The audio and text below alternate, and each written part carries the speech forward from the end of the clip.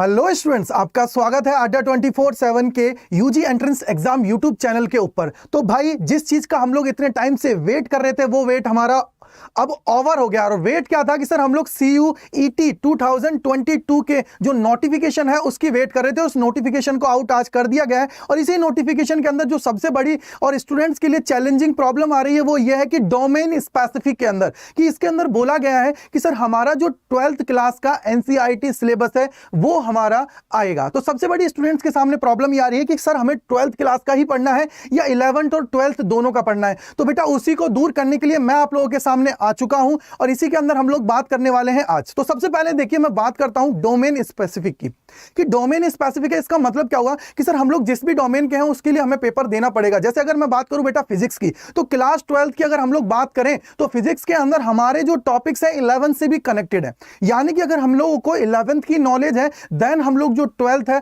उसके जो NCERT syllabus है उसको हम लोग पढ़ पाएंगे। जैसे मैं कुछ एग्जांपल्स के थ्रू आप लोगों को समझाना चाहूंगा। सबसे पहले देखिए कि हमारे पास क्या होते हैं, कुछ टॉपिक्स हैं। जैसे अगर मैं बात करता हूं वर्क से, अगर मैं वर्क की बात करता हूं, जैसे हम लोग इलेक्ट्रोस्टैटिक्स पढ़ते हैं तो उसके अंदर हम लोगों को क्या करना पड़ता है, सर वर्क निकालना पड़ता है।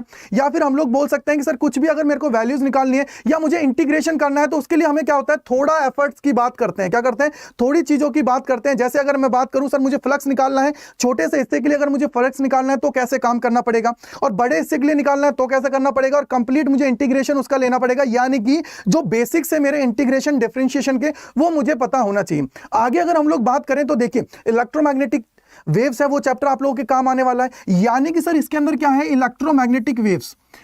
किसकी बात कर रहे हैं बेटा, इलेक्ट्रोमैग्नेटिक वेव्स हैं उसकी मैं बात कर रहा हूं। तो इलेक्ट्रोमैग्नेटिक वेव्स की अगर मैं बात करता हूं तो इसका मतलब क्या होगा, सर अपने आप में यहां पे लिखा हुआ है वेव्स। अगर जब तक मुझे वेव्स की नॉलेज नहीं है तो मैं कैसे इलेक्ट्रोमैग्नेटिक वेव्स को पढ़ पाऊंगा। जैसे इसके अंदर हमारी जो सबसे बड़ी चीज होती है वो होती है sir mathematical expression for electromagnetic wave. Mathematical expression की बात करते हैं क्योंकि इलेक्ट्रोमैग्नेटिक वेव्स के अंदर मैं बात करता हूं तो इलेक्ट्रिकल और मैग्नेटिक दोनों की चीजों के बारे में हमें पता होना चाहिए। और इसके अंदर जो हम लोग लिखते हैं फॉर्मूला क्या लिखते हैं बेटा, E=E0 sin kx minus omega T. ये जो मैं फॉर्मूला यहां पे लिख रहा हूं, ये जो फॉर्मूला लिख रहा हूं तो ये हमारा कहां होता है बेटा, हम लोग जब 11th क्लास के अंदर पढ़ते हैं तो वहां इस फॉर्मूले को ड्राइव करते हैं, उससे रिलेटेड सारी जो टर्म्स हैं उनको सीखते हैं। जैसे एग्जांपल के थ्रू कि हम लोग जब ओमेगा की बात करते हैं तो सर इसकी वैल्यू हम लोग कितनी लेते हैं, के की अगर मैं बात करता हूं तो कितनी हम लोग वैल्यू लेते हैं, और एक्स में यहां पे जो माइनस आया है ये हम लोग कैसे डिफरेंशिएट करते हैं। ये सारी की सारी जो चीजें होती हैं ये हमारी 11th से कनेक्टेड होती है। क्या होती है बेटा, 11th से कनेक्टेड होती है। जैसे 11th के और कौन कौन से कॉन्सेप्ट काम में आते हैं, जैसे स्ट्रिंग हुआ,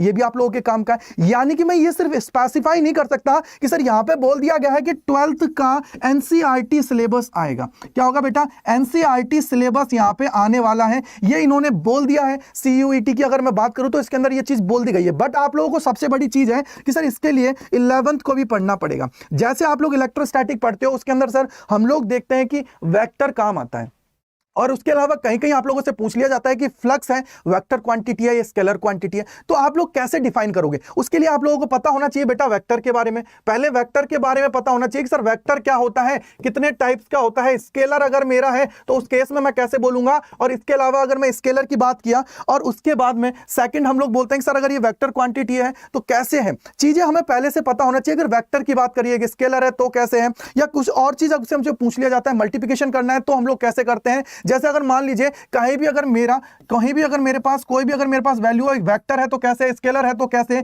और अगर मेरे पास कहीं क्रॉस प्रोडक्ट आ गया तो हम लोग क्या लगाएंगे, साइन थीटा लगाएंगे तो क्यों लगाएंगे, और उसके अलावा अगर मेरे पास डॉट प्रोडक्ट आ रहा है तो कॉस लग रहा है तो क्यों लगाएंगे। इन सारी चीजों के बारे में हम लोगों को पहले पता होना चाहिए। डॉट प्रोडक्ट है तो कॉस लगाया तो क्यों लगाया, साइन लगाया तो क्यों लगाया, क्रॉस है तो क्यों लगाया। इन सारी चीजों का मतलब क्या हुआ कि सर जब जाके मेरी अगर 11th अगर मजबूत है तो देन हम लोग 12th के अंदर बहुत बेहतरीन ढंग से परफॉर्म कर पाएंगे। तो इसलिए आप लोग ये मत सोचिए कि ये जो हमारा जो 12th का NCERT सिलेबस बोल दिया है तो ये सिर्फ 12th का है। इसमें हम लोगों को जो 11th के बेसिक्स हैं, 11th की जो चीजें हैं उन सभी को यहां पे क्या करना पड़ेगा बेटा, अप्लाई करना पड़ेगा। देन हम लोग चीजों को सीख पाएंगे। जैसे आप लोग वेव्स पढ़ोगे तो वेव्स के अंदर वो वेव हम लोगों ने देखी तो वो वेव कैसे बनी, वेव्स कैसे आई, कैसे हमारी वेव्स आई है, उसके अंदर हम लोग क्या बोलते हैं बेटा। जैसे आप लोग रे ऑप्टिक्स की बात करते हो या वेव नेचर आप लोग बात करते हो, वेव नेचर्स जो देखते हो किसी भी वेव का वेव नेचर कैसे हुआ, तो वेव नेचर को हम लोग कैसे देखते हैं कि सर हम लोग क्या करते थे वहां पे 11th के अंदर कि एक फिक्स्ड पोल ले लेते थे और उससे क्या करते थे हम लोग, एक रोप है उसको बांध दिया और उसको इस तरीके से मूव कराते थे।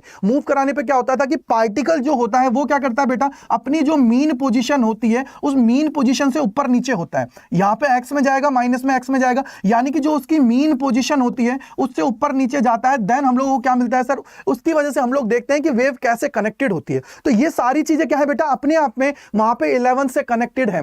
तो इसका मतलब क्या हुआ कि सर हम लोगों को अगर 12th की देखना है यहां पे, तो उसके लिए 11th के बारे में पता होना चाहिए, देन हम लोग यहां पे पहुंच पाएंगे। तो सीधा सीधा अगर हम लोग इसके अंदर टॉप करना चाहते हैं, मार्क्स पूरे में से पूरा लेना चाहते हैं, तो हम लोगों को क्या करना पड़ेगा, 11th भी पढ़ना ही पड़ेगा। इसका मतलब क्या हुआ कि सर 12th के साथ साथ 11th के टॉपिक्स हैं इसमें आएंगे। अब ये लोग आप नहीं क्लेम कर सकते हो कि सर ये 12th के अंदर टॉपिक है तो 11th से क्यों पूछा गया। बेटा वो 11th से नहीं है तो वो 12th का ही, लेकिन वो कनेक्टेड 11th से है। क्या है, कनेक्टेड 11th से। अगर हमारा जो 11th है अगर उसके कॉन्सेप्ट क्लियर नहीं है तो 12th को हम लोग इजीली वहां पे एग्जाम में क्रैक नहीं कर पाएंगे, जो हमारा डोमेन है उसके लिए। तो ये मैंने जैसे फिजिक्स है वैसे केमिस्ट्री है कि सर काइनेटिक थ्योरीज हैं, ये सारी की सारी वहां पे कनेक्टेड है। तो क्यों कनेक्टेड है, कैसे कनेक्टेड है, काइनेटिक थ्योरी हुआ तो उसका जो पूरे के पूरे जो हमारे बॉयल्स लॉ आता है, उसके अलावा चार्ल्स लॉ आता है, या फिर हम लोग बोलें कि सर हमारी जो PV is equal to NRT equation आती है, तो वो केमिस्ट्री के अंदर भी चीजें होती हैं, वैसे बायोलॉजी के अंदर भी होती हैं। तो सारी चीजें कनेक्टेड हैं। इसका मतलब यह है कि बेटा हम लोगों को 11th का पढ़ना पड़ेगा